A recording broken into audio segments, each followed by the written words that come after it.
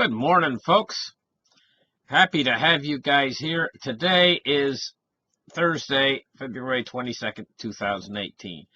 And it's about 8 more minutes until the markets start up. I wanted to talk about something right now. I'm going to talk about the credit cycle. And then I'm going to get right into the first parts of talking about the market with silver and different parts of the market. And I'm going to work my way to the Dow Jones last. Now, I'm going to talk about, we're at the tail end of a credit cycle. And how these cycles works is they work like a wave, like they go up and down, up and down, up and down, slowly going up, up, up. We're at the end. We're getting ready for a bust in the credit cycle, and a monstrous bust. And there's a lot of economists and, in general, people who study this, not just economists, but people who actually study this, who actually see this coming. A lot of the people in my audience are extremely well informed. They know that we are living in a credit-based society, and that we're coming to a credit bust, a credit crunch, where credit is debt. And basically what's happened is the system is over-leveraged and the whole thing's going to fold in on itself. But some of you are thinking to yourselves, hey, you know what? The Fed cannot stop this bust. The central banks cannot stop this bust. And what you're missing is there's an old thing that's called necessity is the mother of invention. What it basically means is if a guy's out there and he needs a cup and he's got to drink water, he will use his hands as a cup if he has to, and because it's necessity. It's a necessity that he get it accomplished. Well, when this credit cycle busts, it's going to create a huge crisis, a massive crisis. And this is going to create a necessity for the Federal Reserve to repair this, because they have it within their ability to repair it, but it's going to take money creation. Now, the money creation that they're going to have to do is different than the monetization that they did in the past. In 2008, they monetized the system with quantitative easing and a few other programs and stuff, and they basically Operation Twist. They had a number of different names for the different quantitative easing programs, and injecting money into the system and injecting liquidity into the system, and they were able to control it somewhat. But this is going to be much larger. This is going to be on a scale that's massively, massively larger. So they're already talking. There's rumors about what they're going to do. They call it helicopter money. The problem is underestimating the world's central banks and underestimating their power and their ability to actually stop this credit bust. I personally believe that they're going to be forced to stop this credit bust, because if they don't, the ramifications of the alternative to not stopping it are far more dire and far more terrifying than what they need to do to stop it. And so I believe that they will stop it. When push comes to shove, and the system actually starts to break apart, and everybody's looking at the central bank and saying, what are you going to do? The central bank will react, because necessity will force them to react. Necessity is the mother of invention, and they will react to this. It's that reaction that's going to cause another reaction. See, in this universe, it's reaction causes a second reaction. They have this group of balls that's hanging on strings from a little frame, wood frame. These steel balls, and you take the steel ball on this end and you just plop it down, and it comes up against this ball, and the power goes through and goes to the ball on the other end and makes it go up. Reaction and opposite reaction. For every action, there's an opposite and equal reaction. So when the Fed fixes this problem, and they will, they're going to fix it. They're going to cause an equal and opposite reaction, and the reaction is going to be hyperinflation. So don't think for a minute that the Fed is going to sit back and let the credit cycle end quietly. they are going to step in, and they're going to step in with a new thing that's called it's hyper monetization.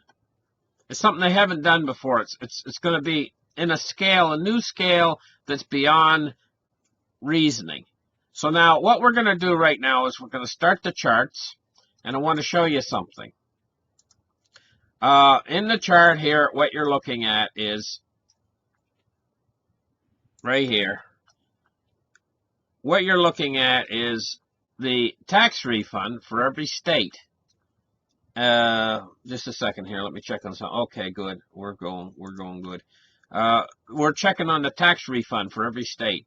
Now, when they do this helicopter money, I'm thinking that they're going to do something very special that all of you probably never seen before.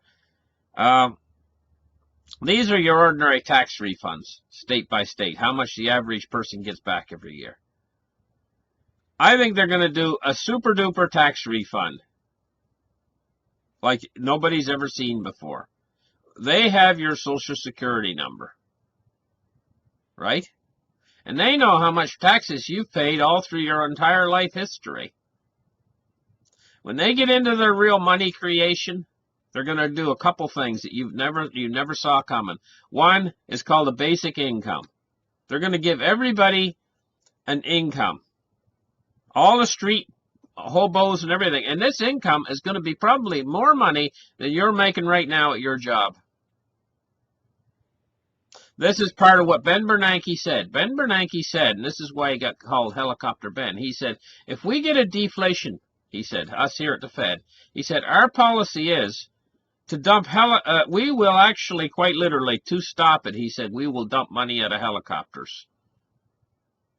So in other words, they already know what they're going to do. They've told us what they're going to do. When push comes to shove, they are going to dump money at the people. And one way would be a tax refund. Now, what we see here is an ordinary tax refund. But I'm not talking about your ordinary tax refund. I'm talking about them going in, plucking your Social Security number, taking a look at how much money that you've paid in taxes over the years, and giving a huge chunk of that back to you. All created new money by the Fed, right? So that they distribute the money into the population. They're going to have to do things like this in order to stimulate the economy. This is a final end game for Keynesianism and their Keynes approach. So now what we're going to do is, now that we get the charts opened up, we are going to go back, and first thing we're going to look at is the silver price today. And what we see is, we see silver rising a little bit today. What's blocking my number? Oh, there we go. 16.54. We're up 4 cents on the day so far. Oh, isn't that wonderful? 4 cents. It's not much, but every little bit counts. But it's running in this range here. It's awfully tight range right now, between 1630 and 1680. And that's the range, you know. And it's awfully tight in that tight little range. But it's awfully cheap right now. So now what we're going to do is we're going to take a look at the, let me just see if the Dow Jones is on yet. It's 10:29. No, one more minute. It should be on in one more minute. So we'll take a look at the U.S. 10-year. And now this is what has been the determining factor in the Dow Jones. And the Dow Jones fell 160 points yesterday, and it's probably the reason why is because this thing rose up pretty high. It's getting up pretty high, 91.19 right now. No, 29.19. So it's 2.919. Okay, that's what it is right now. But it rose up awful quick there in the last couple of days, and it's over 2.9, and it's heading toward 3. You know, and when it gets up to a little bit over 3, that's the trouble. I mean, we could have a market crash anytime it gets over 3. This is a problem, real problem. Now, the U.S. dollar right now, she's taken a little tumble, but this is a tiny little tumble this morning. But it's still running in a certain range. It's not. It's been staying in that range for quite a little while. If we go out and we take a look at, say, 1 month. Let's see what we see. See, it's just going along basically the same range. See, it was 89.39 at the start, and it's 89.82. And it had a few highs. 90.44 was its high here. Anyway, that's what that's doing. Now, if we take a look at, we're going back here and taking a look at sweet light crude oil. It's up 62 bucks. Okay, so it's up a little bit. Sweet light crude, and the oil price probably won't get too much above 70 bucks. Because if it does, of course, more wells will come on in West Texas, you know, in these ranges, in the oil range, and as these wells come online, it increases production. The world has a very set amount of oil that it uses every day. Use the same amount of oil each and every day, and if they produce more than that amount, then they get a glut. And if they produce a little bit less than that amount, then they get a shortage. When there's a shortage, the price goes up very quickly, and when there's a glut, the price goes down very quickly. There has to get that exact amount of oil each and every day. So now we're going to take a look at the Dow Jones and see if it's on yet. Yeah, it's on. It's up 121 points so far today. 24,918. So this is what I expect, you know. I expect the Dow to continue along until the big crash. But I mean, it's not set in stone.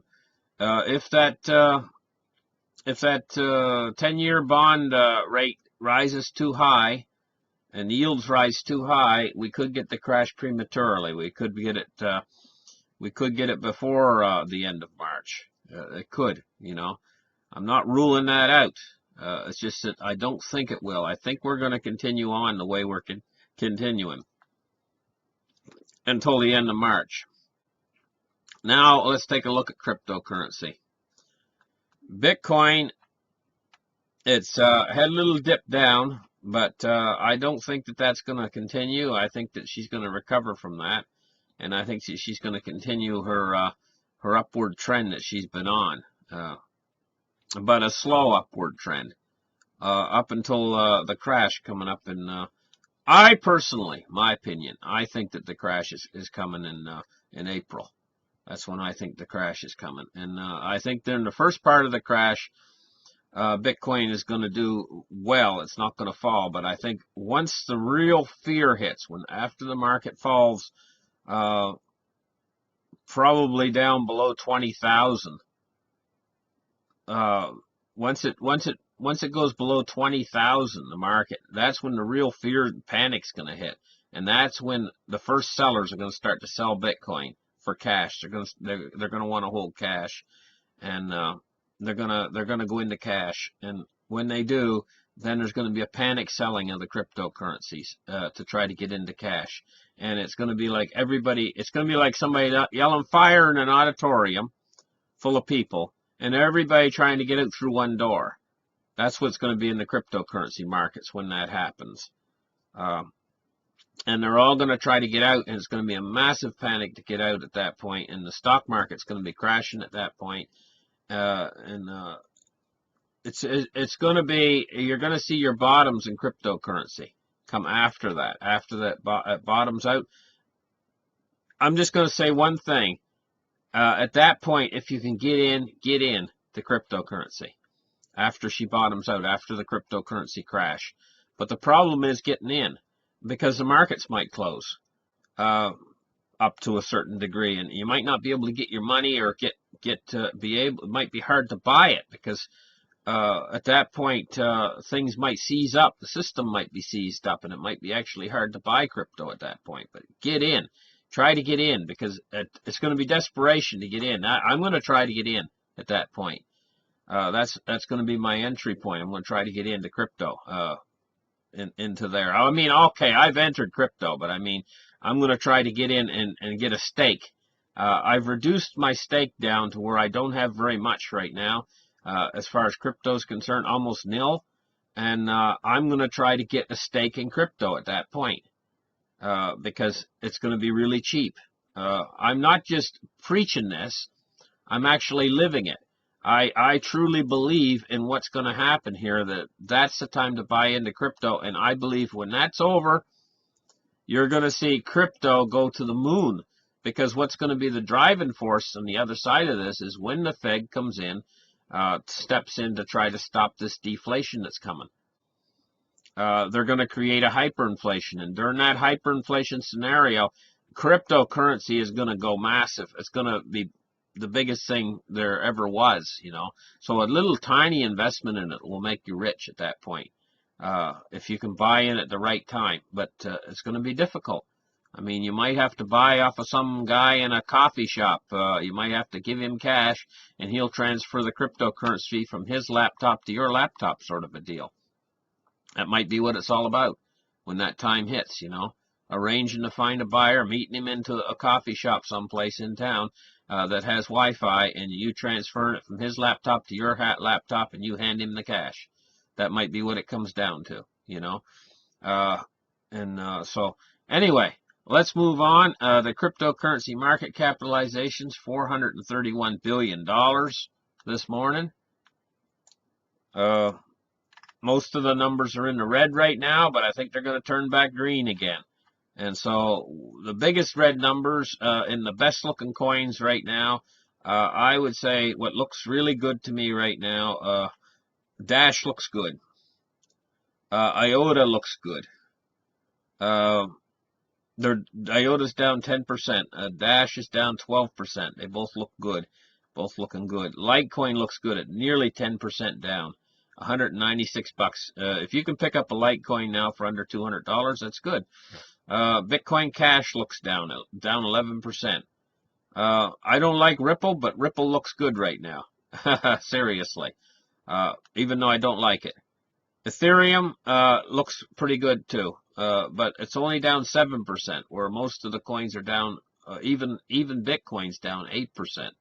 So I think this is going to turn around in the short term. These cryptocurrency prices, I think they're going to turn around. They're going to go back up again in the short term until the end of March, when we're going to experience the big crash coming up in April of the cryptos. And it's going to be a little ways into the stock market crash. Not at first, not when the stock market first crashes, but it's going to be like a trickle-down effect, where it doesn't affect this market until the stock market crash gets really bad, until they get frightened. See, this last stock market, I'm not going to call it a crash, but the correction that we had a few weeks ago in the stock market, they didn't get frightened. They just started to get frightened in the middle of the night. I was watching when the crash really got bad and the futures were that way down. They started to get frightened, and the silver price started to shoot straight up. I was watching it, you know, but it wasn't quite enough. We didn't get in. We were just getting into that stage of the market where their first ones were starting to get frightened when it ended. When that last one, but this one's going to take them into the fear territory, and it's just going to keep crashing. The big one's coming, and I think it's coming either in April or in August, one of the 2 months there. But we're going to have to wait and see. Okay, so this has been your market update for this morning. Thank you guys for listening. Like and subscribe, and we'll catch you in the next show. Okay, bye.